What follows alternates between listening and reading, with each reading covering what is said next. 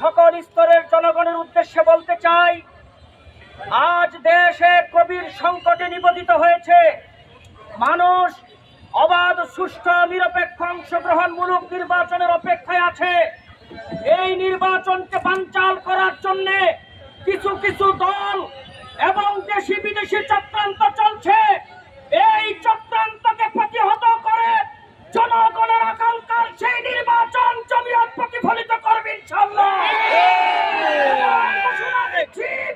আগামী জাতীয় সংসদ নির্বাচনে জোট যদি আমাকে মনোনয়ন দেন, তাহলে আমি আমার সর্বোচ্চ শক্তি দিয়ে নারায়ণগঞ্জ 5 আসনে আমি নির্বাচন করব।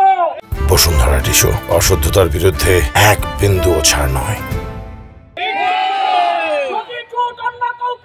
যদি জোট অন্য কাউকে মনোনয়ন দেন, আমি আমার সর্বোচ্চ শক্তি দিয়ে তার পক্ষে কাজ করব।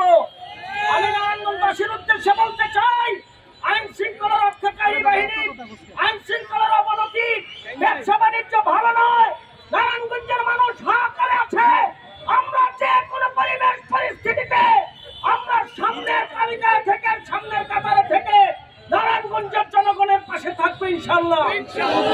আমি সাংবাদিক বন্ধুদেরকে ধন্যবাদ জানাই, প্রশাসনদেরকে ধন্যবাদ জানাই এবং ধন্যবাদ জানাই আমার সাথে এতক্ষণ যারা ঘাম জড়িয়ে আমার আশেপাশে ছিলেন। আমি বিশ্বাস করি ভবিষ্যতে আপনারা আমাদের পাশে থাকবেন ইনশাআল্লাহ। আমি সেই আশা ব্যক্ত করে এখানে আজকের মতো বিদায় নিচ্ছি। দেখা হবে রাজপথে, কথা হবে রাজপথে ইনশাআল্লাহ। আল্লাহুম্মা আমিন। রব্বানা আতিনা ফিদ দুনিয়া হাসানাতাও ওয়া ফিল আখিরাতি হাসানাতাও ওয়া কিনা আযাবান নার। আল্লাহ মেহেরবানি করে আজকে আমাদের এই সমাবেশকে কবুল ও মঞ্জুর করেন। আল্লাহ যারা এসেছে প্রত্যেককে জাযা খায়ের দান করেন। আল্লাহ আগামী জাতীয় সংসদ নির্বাচন সুষ্ঠুভাবে করার তৌফিক দান করেন। সুবহান রাব্বিকা রাব্বিল ইজ্জাতি আম্মা ইয়াসিফুন ওয়া সালামুন আলাল মুরসালিন ওয়ালহামদুলিল্লাহি রাব্বিল আলামিন।